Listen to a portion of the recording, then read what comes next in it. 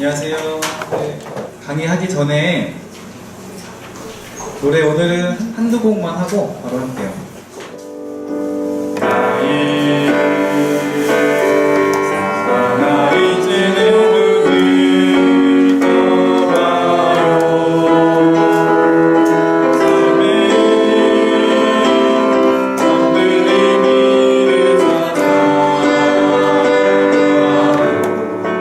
오늘 제목은 예수는 왜 죽었는가인데 이 질문 자체가 느낌이 어때요? 막 산뜻해요?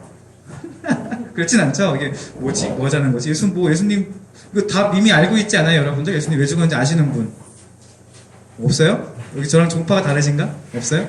같은 종교 맞죠? 예수님 죽으신 이야기, 부활한 이야기 이런 것들을 많이 들어보셨을 것이고 좀 뭐랄까 어떤 그 이미지가 있을 거예요. 그 이미지가 그거 좋은 겁니다. 좋은 건데 이런 이야기부터 시작해 볼게요. 여러분들 이제 추리 소설이나 뭐 영화나 이런 데 보면은 범죄 현장이라든지 뭐 살해 현장 좀 끔찍하지만 사람이 죽은 현장이 있어요. 현장, 장소, 현장이 있고 거기에 아마 이렇게 사람 돌아가신 분이 있겠죠. 피해자가 있을 거예요. 현장과 피해자가 있을 거예요. 그러면 그게 끝일 수 있나요?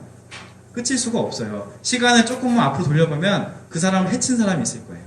현장이 있고 피해자가 있고 그럼 우리한테는 그게 십자가고 현장이 십자가고 피해자는 예수님이고 그리고 가해자가 분명히 사람이 있어요. 사람이 병사하거나 무슨 급사하거나 그게 자살 뭐 이런 거 아니면 분명히 죽인 사람이 있는 겁니다. 타살. 그런 해를 끼친 사람이 있어요. 자, 현장이 있고 죽은 사람이 있고 죽인 사람이 있어요. 여기서 끝인가요? 더 앞으로 갈 수 있어요. 왜 죽였을까? 죽인 사람이 왜 이 사람을 미워했을까? 살해 동기가 뭐냐가 이야기가 되게 돼 있어요. 우리는 범죄 현장이 이렇게 있으면 조금 앞으로 돌리면 가해자의 행위가 있을 거고 좀 더 앞으로 돌리면 그 사람이 죽여야겠다는 마음을 먹은 살해 동기가 있을 거예요. 끝인가요? 더 있어요.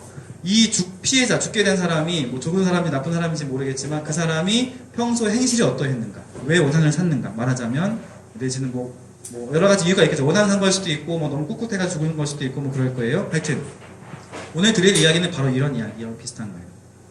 단어부터 좀 설명을 해드리면 여기 이제 신앙의 그리스도라는 말이 있고 역사적 예수라는 말이 있어요. 이런 말 혹시 들어보신 분 있으세요? 없으신가? 이게 신학교에서 우리 여기 학사님이 한 분 계신데 아세요? 하여튼 안 밝힐게요. 하여튼 학사님은 들어보셨을지 모르겠는데 신앙의 그리스도라는 것은 지금 계시는 분이에요. 부활하셔가지고 지금 여기에 한국에 여기 계시는 분. 우리가 성당에 가서 교회 안에서 기도하고 기도하고 찬양하고 경배할 때 만나는 그런 하느님. 그게 신앙의 그리스도예요. 부활하신 예수님이고 역사적 예수는 2019년 지금은 안 계세요. 말하자면 안 계신 거고 저 옛날에 살았던 어떤 사람이에요. 그 사람은 유다인이고 별로 못 살았어요. 제 나이를 못 겪고 더 빨리 33살에 돌아가셨어요. 굉장히 젊은 분이에요. 이 두 사람은 신앙의 그리스도, 역사적 예수 이 두 분은 동일 인물이라는 겁니다. 만약에 이 두 사람이 다르다. 한번 생각해 볼 수 있잖아요. 신앙의 그리스도, 우리가 경배하고 찬양하는 그 신앙의 예수님, 주 그리스도가 역사적 예수가 아니다. 다르다. 차이가 난다. 그러면은 우리의 종교는 신화가 되는 거예요. 허상에 떠 있는 거예요. 그죠? 그러니까 그게 이제 이 둘 사이의 관계를 어떻게 보느냐가 굉장히 중요한 겁니다. 이 그림을 보면 이제 여러분들의 익숙한 이야기가 있어요. 아까 여러분들 이미 답을 알고 있지 않냐 이렇게 말했을 때 나오는 이야기인데, 이제 이게 뭐죠? 동물인데 어떤 동물인가요? 대답 안 하실 거죠? 또 강론 분위기 안 이렇게 하면 안 되는데. 이거 뭐예요? 이거 동물 먹는 거예요? 뭐예요 이거? 양인데 지금 양이 행복해 보여요?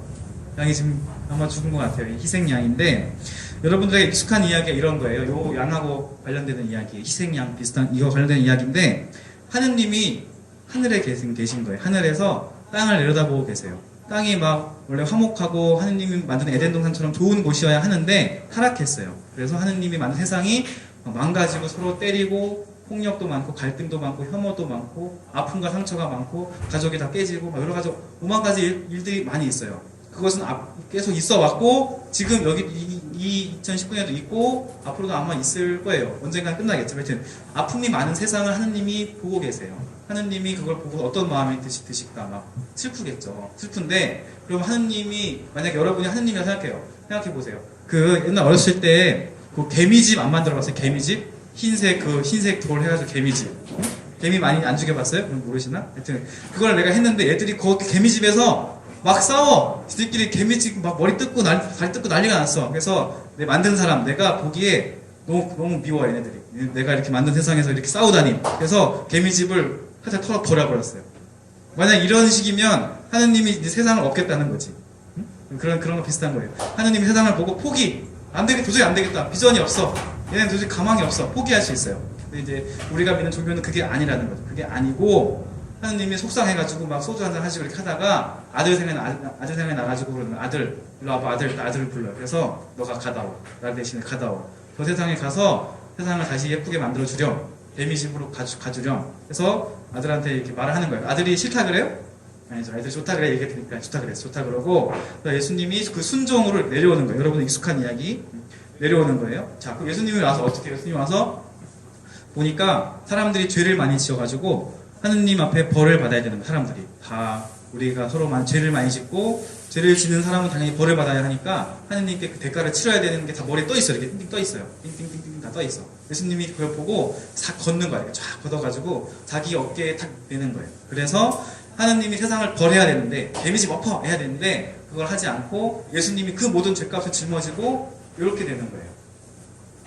이게 이제 말이 장황했는데 그림을 그려서 이렇게 한 거예요. 그래서 예수님이 내려와서 우리 죄를 대신해서 희생하셨다. 예수님이 우리 죄를 대신해서 희생하셨다. 이 죽음은 누가 죽인 건 아닌 거죠. 같지 않아요? 좀 자발적인 희생 이야기죠. 예수님이 이렇게 놀라운 희생으로, 영웅적인 그런 행위로 우리가 죄에서 구원되었다. 이 이야기가 표정을 보고 하니 별로 익숙지 않은 것 같아. 익숙해야 되는데 이거. 이 이야기가 속죄론이에요. 예수님의 십자가로 우리가 구원되었다. 우리가 죄에서부터 풀려났다. 이런 이야기가 있어요. 저는 이 이야기를 굉장히 좋아해요. 좋아하고 저와 다른 사람분들이 죄를 안 짓고 행복하게 살기를 바래요. 왜냐하면 예수님이 이렇게 우리 때문에 희생되셨으니까 죄 지으면 안 되는 거지. 죄 없는 세상에 살아야 할 거예요. 살아야 할 텐데 근데 제가 이렇게 보시다시피 신부여가지고 매주 고에서 이렇게 앉아 있어요. 그러면 사람들이 와가지고 맨날 돌아왔다 왔다 갔다 해요. 매주 이렇게 오시는데 오셔가지고 자기 죄를 고백하세요. 제가 이걸 잘못했습니다. 그런데 그 중에 아무리 낮게 잡아도 50% 이상, 2명 오면 1명, 그건 낮게 잡은 거예요. 8, 90% 이상이 신부님 진지한 목소리로 와 딱 앉아가지고 긴장해서 진지한 거 있는데 말하기를 신부님 주님 잘 빠졌습니다. 마치 무슨 사람 죽인 것처럼 얘기하고 가만히 있어요. 빨리 나를 용서해달라는 거지. 그러면 제가 이렇게 신앙생활 잘 하시고 앞으로 좋은 일 많이 하시라고 얘기하고 이렇게 보내요. 자, 이 예수님이 속죄 이야기하고 저는 이제 경험이 길진 않은데 하여튼 제가 경험하는 사람들이 말하는 죄 이야기하고 연결을 해보면 어떻게 돼요? 예수님은 우리의 주일미사 불참죄 때문에 이렇게 되셨다는 거가 되는 거죠. 왜냐하면 신자분들이 얘기하는 죄다 그런 거니까. 그리고 거기에 좀 더 붙으면 이제 누구 미워했어요. 거짓말 했어요. 그리고 이제 아주 간혹 좀 이렇게 심각한 게 있긴 한데, 그런 거 당연히 말하면 안 되고, 하여튼, 거의 대부분 별 죄를 안 지으세요.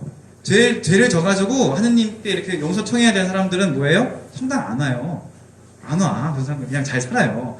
착하신 분도 와가지고 지금 다 빠졌어. 이러고 있는 거란 말이죠. 하여튼 이렇게 되어 있는데, 우리가 만약에 죄가 뭔지 제대로 생각하지 않으면 예수님의 이 죽음을 좀 그렇게 우스꽝스러운 꼴로 만드는 거예요. 주일미사를 빠지지 않은 죄를 대신 맡기 위해서, 대신 감당하기 위해 죽으신 건가? 그럴 리가 없죠. 그럴 리가 없어요. 분명히 그보다 비교할 수 없는 거대한 악, 어떤 그런 그 커다란 세상의 죄악 때문에 예수님이 돌아가신 걸 거예요. 훨씬 더 커다란 죄라고 생각합니다. 그래서 그 커다란 죄에 대한 이야기, 예수님이 죄 때문에 죽으셨고 우리 대신해서 그 죄는 굉장히 클 것이고, 그럼 그 죄가 뭘까? 라고 했을 때 나오는 이야기는 이제 원죄에 대한 이야기예요. 이렇게 길게 하면 안 돼. 큰일 났네. 이렇게 원죄에 대한 이야기인데, 원죄에 대한 이야기, 요게 중요한, 요거 좀 계속 할게요. 원죄에 대한 이야기도 많이 들어봤을 거예요, 원죄에 대한 이야기 들어보신 분. 여러분, 신자인지 아닌지 헷갈리기 시작했어. 저기 불교에서 오신 거 아니죠? 원죄라는 말을 안다. 손도 안 들어, 세상에. 손 제 들어주세요. 왜, 잘못 왔나?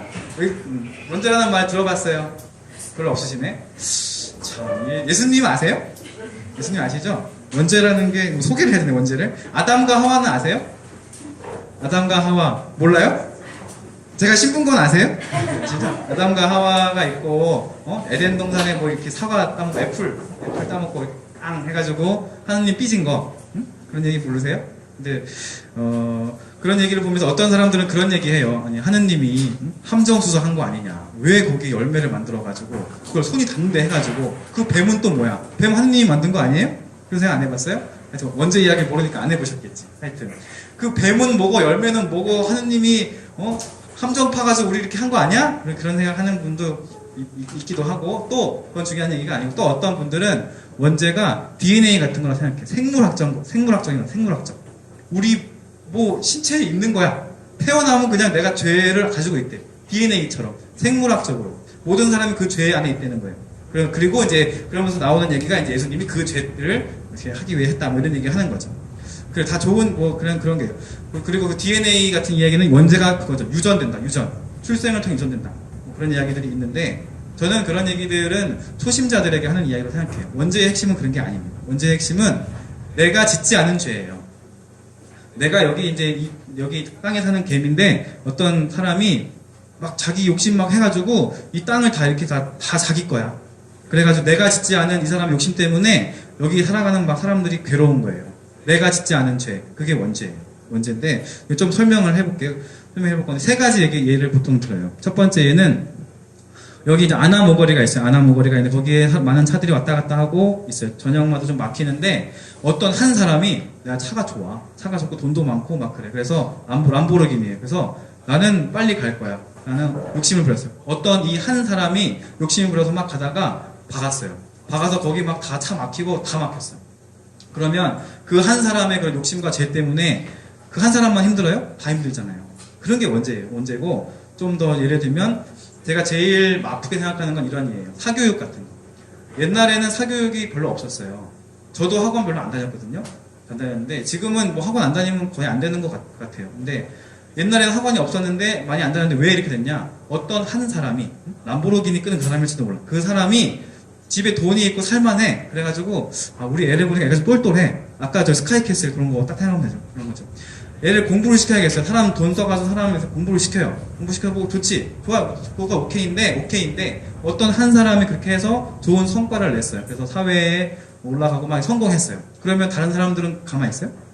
나도 해야지. 그래서 어떤 한 사람의 욕심이 많은 사람에 영향을 줘서 사람들의 그런 사회가 바뀌고 그 결과가 뭐예요? 지금 10대 사망률 1위가 자살이에요. 이런 게 원죄라고 생각해요. 남이 지은 죄 때문에 세상이 달라지는 거. 그런 게 원죄다. 굉장히 끔찍한 얘기죠. 왜 우리 여기 지금 현대에 살아가고 있는 아이들이 뭐 더 나약해요? 뭐가 더 그런 거 아니잖아. 똑같은 애들이에요. 근데 사회의 모습 때문에 이러한 10대의 자살률 1위, 사망 원인 1위가 자살인 게 말이 안 되잖아요. 그게 하루 이틀이 아니란 말이에요. 이건 분명히 사회 문제라는 거예요. 그리고 이거는 사회 문제는 그냥 생겨난 게 아니다. 어떤 한 사람, 그 사람 찾아낸 게 아니에요. 어떤 한 사람의 행위가 이렇게 세상을 오락부락하게 만들었다는 겁니다. 마지막 세 번째 예는 어떤 한 나라가 힘이 세요. 힘이 세가지고 우리는 돈도 많고 우리는 무역을 많이 해. 우리는 권력도 세계의 제국이야. 그래가지고 막 군대를 막 키워요. 세계 최고의 창을 만들겠다. 거대한 핵무기를 만들었어요. 그럼 옆 나라는 가만히 있어요? 우리도 할 거야. 그래서 막 방패도 만들고 창도 만들고 세상이 난리가 나. 창과 방패를 가득 차요. 그래서 그 결과가 어떻게 돼요? 그냥 살아가는 사람들이 공포 속에 살아가는 거예요. 저거 벗어 누르면 다 죽는데? 어떤 한 사람의 한 나라의 욕심 때문에 세상에 두려움이 가득 차요. 남이 지은 죄 때문에 망가진 거예요. 이런 게 원죄라고 생각해요. 아담과 하와 이야기도 뭐 이런 거라고 생각해요. 이런 이야기를 상징적으로 이야기하는 것이다 라고 생각합니다. 넘어가고 자, 예수님은 돌아가셨고 죄 때문에 돌아가셨다. 그 얘기한 거예요. 좋고 이제 두 번째 이야기, 지금까지 얘기한 건 속죄론이라는 거예요. 예수님이 우리 때문에 돌아갔다. 자발적 희생이다. 다른 이야기를 할 겁니다. 처형론이라는 건데 여기 이제 십자가 있잖아요. 이 십자가에 많은 사람이 달려 있어요.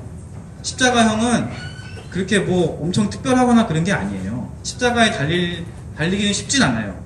도망간 노예이거나 아니면 로마 제국, 군사들, 로마에게 반역한 사람들만 십자가에 달려요.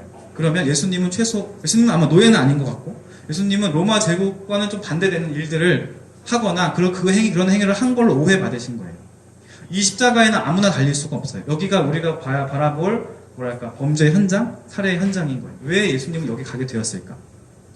그래서 요 얘기를 그냥 하긴 어렵고 좀 압축해서 하면 이런 거예요. 세 가지의 이 단계가 있었어요. 옛 탐구, 새 탐구, 제3의 탐구가 있는데 옛 탐구는 보통 19세기에 있었던 거예요. 19세기고 요 이야기는 라이마루스라는 사람이 뭐 시작한 걸로 해요. 이 옛 탐구는 교회 밖에서 세상에서 시작한 세상에서 아까 신앙의 그리스도 있잖아요. 교회가 가르치는 신앙의 그리스도? 그런 게 어딨어. 그런 거 교회가 거짓말하는 거잖아. 사기치는 거잖아. 일단 시작이 좀 삐딱해. 이건 좀 삐딱한 시작이고 신앙의 그리스도가 그것에 대해 의문을 제기하는 거예요. 이 옛 탐구의 방법은 뭐냐면 유사성의 원리라는 거예요. 뭐냐면 지금 우리가 경험하고 있는 세계, 여러분들 주변에 부활하신 분 본 적 있어요? 무리를 거는 사람 본 적 있어요? 없잖아요. 그러면 그 물리 세계의 법칙이 그때나 지금이나 거의 동일할 것이다라고 가정하는 거예요. 굉장히 상식적이죠. 현대인들은 다 이렇게 생각해요. 대부분 유사할 거야. 그때라고 뭐 다 그때라고 해서 뭐 갑자기 뭐 이상한 그게 설명이 안 되면 안 되는 거니까 유사할 것이다. 그리고 이 기준으로 얘기하는 거기 때문에 이 옛 탐구에서는 보통 기적이 없어요. 기적은 다 딴 걸로 해체해 버리는 거예요. 그러니까 뭐 여러분들이 이런 거 보지 마세요. 금손에 하여튼 보고 싶으면 보시고 마음대로 하시고 하여튼 옛 탐구는 이런 거예요. 그리스도라고 우리는 참된 예수님을 보여줄게. 이런 거예요. 세상에서 우리가 너희에게 참된 계몽적이고 합리적인 예수님을 보여줄게. 그런 뉘앙스가 있어요.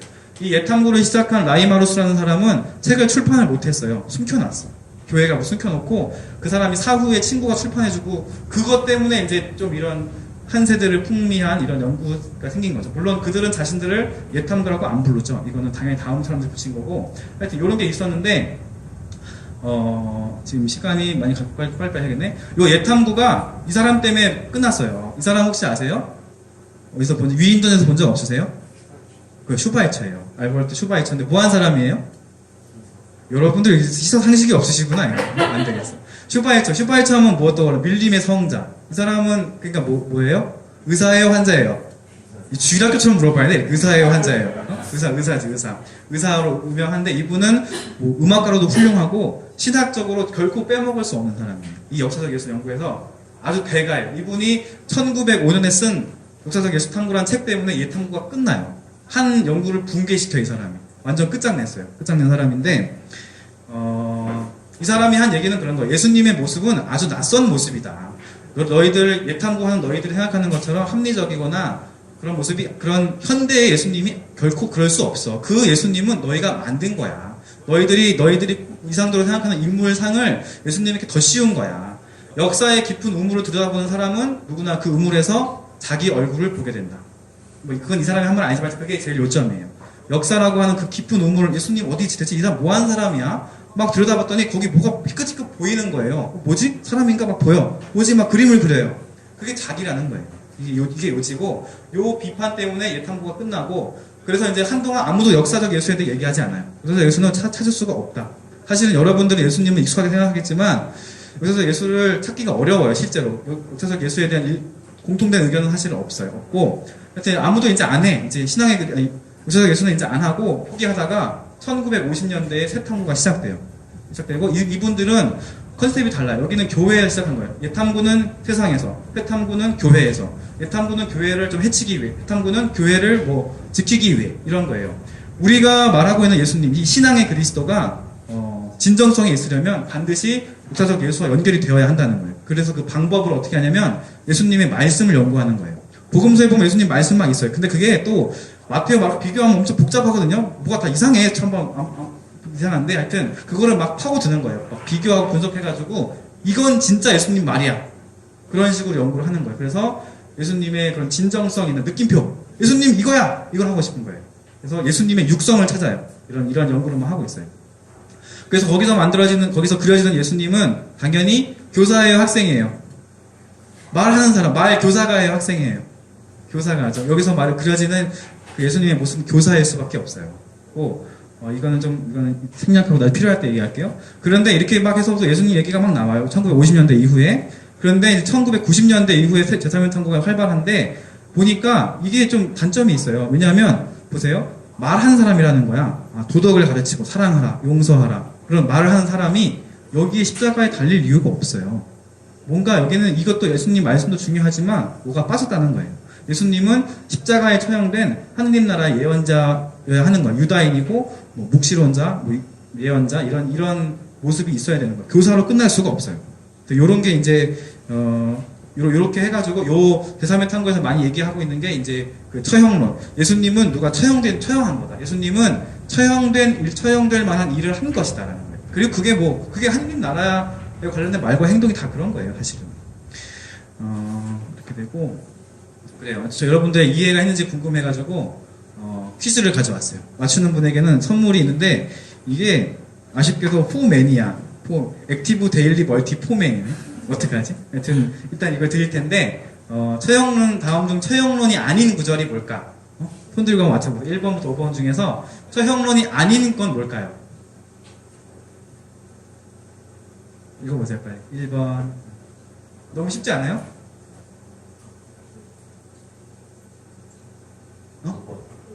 손을 들어야지. 네, 뒤에 남성 포맨. 네, 답이 뭐예요? 5번. 잠시 나가주세요. 박수. 여러분들이 이제 속죄론하고 처형론을 이해하셨으라고 보고 오늘 이야기는 이제 저희 10분이 남아있는데 자, 아까 먼저 얘기했어요. 예수 시대에 그 시대를 풍미한 거대한 나무, 욕심의 나무가 있다는 거예요. 예수 시대에 그런 힘들이 있고 그 힘들이 예수를 처형했을 것이다 라고 봅니다. 그것은 첫 번째로 로마 제국이고 물론 뭐 황제는 예수님 몰랐겠죠. 알 수가 없지. 그리고 유다교 당대의 성전을 지배하던 사두가이들 요 두 세력이 예수님을 처형한 거다. 예수님은 자 봐봐 나 이제 너희를 위해 희생할 거야 이렇게 해서 돌아가셨다라기보다는 이게 약간 시선이 삐딱한데 그런 게 아니고 예수님은 하느님 나라를 위해 헌신했고 두려움도 있지만 끝까지 갔고 그 결과 부러진 거다. 그리고 부러졌으나 그분은 부활하게 됐다. 간단히 얘기하면 그런 이야기일 거예요. 그래서 우리는 예수님의 죽음을 볼 때에 그 원죄의 힘이 뭐냐를 들여다보고 오늘날의 원죄는 뭐냐 그것을 봐야 한다는 겁니다. 그것이 우리가 예수님을 이해하고 만나는 방법이라고 저는 확신하고 있어요. 로마 제국은 기원전 27년에 제국이 돼요. 그건 무슨 말이냐면 그 전에는 제국이 아니었다는 말이에요. 공화정이었어요. 집정관이 있고 원로원이 있고 이렇게 약간 좀 더 세련된 형태 말하자면 그런 거예요. 27년에 카이사르 이후에 첫 황제가 등극해요. 기원전 27년 예수님 태어난 건 기원전 4년 가까운 거예요. 예수님이 하느님 나라 이야기하고 이럴 때 로마 황제가 생겨났어요. 없던 게 생겨났어. 그런데 이 로마 황제가 있던 이 시대는 뭐가 생겨났냐면 황제 숭배 신학이 생겼어요. 황제를 신으로 숭배하는 거예요. 로마는 원래 다신교 사회여가지고 신이 원래 많아요. 원래 많은데 살아있는 인간 황제를 신으로 섬기는 거예요. 그래서 이 황제를 경배해야 되는 거예요. 그래서 여기 보면은 유다인들 나중에 그리스도인들도 유일신을 믿기 때문에 여기 이거랑 충돌하는 거예요. 이런 게 있는데 예수님은 당연히 한 분 하나님을 믿는 유다인이었기 때문에 이 황제 신학을 받아들일 수가 없는 거예요. 그런 사람이었을 것이고 그래서 그분이 말하는 하느님 나라는 로마 제국과 반대되는 그런 것이다. 폭력의 나라, 우상의 나라 모두 다 로마 제국에 편입되고 싶어해요. 스카이캐슬 들어가고 싶어. 다 여기 가서 나도 하고 싶어. 그렇지만 예수님은 그거 헛거다. 제국은 영원하지 않다. 참된 사회, 좋은 사회를 만듭시다. 이렇게 얘기하면 사실 저도 슈바이처의 비난에 걸리게 돼요. 하여튼간에 그런 거 로마 제국의 그런 황제 숭배가 첫 번째 힘이라는 겁니다. 근데 이 황제 숭배 이야기는 로마의 이런 문화는 성서 이야기랑 충돌해요. 성서에서 보면 하느님은 한 분이세요. 다신교 아니야. 여기 유다교는 원래 한 분 하느님을 믿어요. 근데 로마는 다신교. 그리고 유다교는 당연히 살아있는 인간을 신으로 섬길 수가 없어요. 그래서 원래 같으면 이 로마의 제국하고 유다교가 충돌해야 돼요. 당연히. 야, 니네 저기 무슨 황제가 무슨 신이야. 그야, 니네 무슨 신이 여러 명이야. 오직 한 분 야훼만 참된 신이야. 이걸 해야 되는데 안 해. 왜 안 하냐? 여기 머리들이 썩었으니까 안 하죠.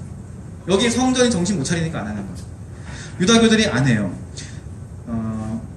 그래서 지금 이 시대에 로마 제국이 유다를 통치하지만 이 둘은 원래 안 섞여야 정상인데 잘 섞이더라. 그 이유가 뭐냐? 이건 거친 요약이지만 사두가이 보면은 no resurrection, 부활이 없어. 사후세계도 없어. 이건 뭐냐면 이 사람들은 상위 계층이에요. 이 사람들은 여기가 좋은 거예요. 부활은 무슨 부활? 나중에 왜 내세가 왜 있어? 그냥 여기서 다 우리 좋은데 부활하면 안 돼. 우리 거 뺏기잖아. 사후 세계에는 없어 그런 거. 여기 다야. 우리 여기 계속 있을 거야. 이 사람들이 성전에 뭐 기득권을 형성한 거예요, 말하자면. 성전 중심인 거예요. 우리가 좀 보통 나쁘게 얘기하는 바리사이, 형식주의 어쩌고 하는데, 바리사이 그런 사람 아니에요. 바리사이들은 뭐, 그런 거 아니고, 이런 걸 다 인정해요. 부활을 인정하고, 사후세계를 인정하고, 그리고 뭐 이런 당대의 세력과 다른 관계를 맺고 있어요. 바리사이랑 사두가이랑 다른 관계를 맺고 있어요. 그래서 이런 이 사두가이들이 예수 처형의 주된 원인을 제공했다라고 저는 보는 겁니다. 이거 굉장히 요약된 거고, 뭐 이렇게 넘어가고. 자, 사두가이는 사실 몇 명 안 되고, 많은 유다인들이 있을 거란 말이에요. 그 유다인들은, 보통 유다인들은 그 당대에 열망이 있어요. 이 사람들은 기원전 586년에 바빌론 제국의 식민지가 된 이후에 계속 식민지였어요. 그 제국만 바뀌고, 바빌론의 식민지였고, 그리고 페르시아의 식민지였고, 그리스의 식민지였고, 그리고 기원전 27년 하여튼 그쯤 해가지고 그때 기원전 1세기에 그 로마의 또 식민지가 된 거예요. 독립 잠깐 했는데 뭐 금방 끝났어요. 그럼 그 보통 사람들은 당연히 어떤 하느님의 개입, 그게 뭐 부활의 형태건 사후세계건, 물론 이런 말들이 우리가 생각하는 거랑 다르거든요. 그걸 지금 설명할 수는 없고, 하여튼 일반 백성들은 그 열망이 있어요. 메시아에 대한 열망. 하느님께서 우리 민족을 기억하실 거야. 주님의 자비는 영원하셔. 하느님이 저 옛날에 우리 민족을 구했던 것처럼 오늘날에도 새로운 그런 출애굽을 탈출을 이루실 거야 라는 열망이 당연히 있죠, 백성들은. 근데 이 사람들은 없죠. 그런 차이가 있어요. 자, 그래서 지금까지 한 얘기를 요약을 하면 이런 게 돼요. 어떤 한 사람, 그러니까 그 사람을 비난하거나 찾거나 그런 게 중요한 게 아니고, 어떤 한 사람의 욕심이 나쁜 사회 구조를 만들더라. 그게 뭐 람보르기니 주인이건, 사교육에서 우리 아들 잘 돼야 하는 그런 사람이건, 핵무기를 만드는 어떤 권력자건, 나를 신으로 섬겨라. 그 사람 황제의 상을 막 만들어요. 살아있는 황제건, 그런 다른 사두가이건, 어떤 한 사람의 욕심, 소수의 욕심이 나쁜 사회 구조를 만들더라. 그 구조를 개인이 이길 수 없다. 그 원죄. 예수님의 생애는 로마 제국과 성전에 반대하는 말과 행위를 한 거예요. 예수님이 그걸 인지했건 안 했건 그렇게 한 거예요. 그리고 그분은 그런 짧은 삶을 살았고, 하느님 나라에 대한 이야기를 했고, 그 결과, 생애의 결과 처형된 거예요. 평소 행실 이러했기 때문에 살해된 것이다. 처형된 것이다. 이런 이야기의 가장 큰 증거가 십자가라는 거예요. 십자가에는 아무나 달릴 수가 없어요. 유다교에서 뭐 잘못하면 그냥 돌로 쳐 죽이는 건 십자가에 안 달아요. 이건 분명히 뭔가 좀 거기에 처형될 만한 일을 했거나 하여튼 뭔가가 있는 거죠. 이건 그런 자세히 설명 못하고 그렇게 할게요. 이렇게 얘기를 할게요. 원죄가 있고, 예수님이 마주한 원죄가 있고, 그분은 그것들을 해결하기 위해 헌신했고, 그 결과 처형됐더라. 그런 이야기입니다. 오늘 이야기를 요약하면서 마지막으로 착한 사마리아인, 좋은 사마리아인 얘기를 하고 마칠 건데, 이것도 이제 많은 분들이 아실 거예요. 좋은 사마리아인 얘기 모르시는 분 다 아시네. 이렇게 좋네. 다 아시죠? 강도 많은 사람 도와준 거잖아요. 이렇게 사제 지나고 레위인 지나고 이렇게 했는데 사마리아 사람 도와줬다 이런 얘기 하는 거고, 약자를 돕자는 이야기는 오늘 안 할 거예요. 그건 당연히 이제 여러분 다 아실 건 안 할 거고, 저는 이제 요 얘기로 마칠 거예요. 자, 착한 좋은 사마리아인이 사람들 도와줬어요. 그래서 이제 이 길가에 있던 강도 많은 사람이 해결됐죠. 그 다음 날은 어떻게? 그 다음 날은 뭐예요? 그 다음 날 아무도 안 만났을까요? 그럴 수도 있고. 그 다음 날은? 이 길에 계속 강도가 출몰해요. 강도는 있으니까. 그러면은 그 좋은 사마리아인은 여행도 좋아하니까, 착하니까 막 계속 도와줘. 또 계속 도와줘. 여관 가서 막 계속 도와줘요. 그것도 하나의 방법이죠. 근데 이런 일을 반복하다가 사마리아인이 생각하는 거예요. 뭔가 잘못됐다. 뭔가 잘못됐어 하면서 방법을 생각하면 두 가지가 있어요. 뭘까요, 그게? 요 길목에 소초를 세우는 거예요. 사람들하고 얘기해가지고, 여기 안 되겠어. 여기서 뭘 합시다. 이 길에 소초 세우면 되잖아요. 이건 이제 막는 거지. 방어하겠다는 거고. 더 좋은 방법이 있어요. 사마리아인이 저 어디 산골 구석에 있을 강도의 속을 찾아가는 거예요. 찾아가서 굉장히 용기가 필요하겠죠. 가서 얘기하는 거예요. 내가 여러분에게 직업교육 해주고 재취업을 알선해 줄 테니까 거기서 나와라. 여기 이제 강도 없어. 그렇게 되면. 물론 이제 이렇게 하면 죽겠지 뭐. 죽을 거예요 아마. 근데 잘 해야지, 지혜롭게. 하여튼 요점은 그런 거예요. 이 길에 어떤 일들이 벌어지고 있는가. 좋은 사마리아인 한번 이렇게 해가지고 된 거냐. 뭐 그럴 수도 있고, 하여튼 그런 겁니다. 가서 이렇게 그 사람들을 만나러 가는 거. 요 사마리아인 이야기로 오늘 이야기를 마칠까요? 전체적으로 요약하면 속죄론이 있고 처형론이 있고 둘 다 좋은 겁니다. 그리고 둘 다 원죄와 관련된 이야기, 원죄. 내 주임이사 빠진 것 때문에 예수님 죽지 않아요. 그런 것 같진 않고, 죄라는 게 있다. 그 죄는 오늘날에도 다양한 방식으로 작동하고 있다. 그리고 거기에 대한 해법은 다양한 상상력으로 해결할 수 있을 것 같다. 오늘은 이런 것과 관련된 이야기를 하고 싶다 하는 겁니다. 이해하셨어요? 네, 그럼 제 이야기는 여기서 마치고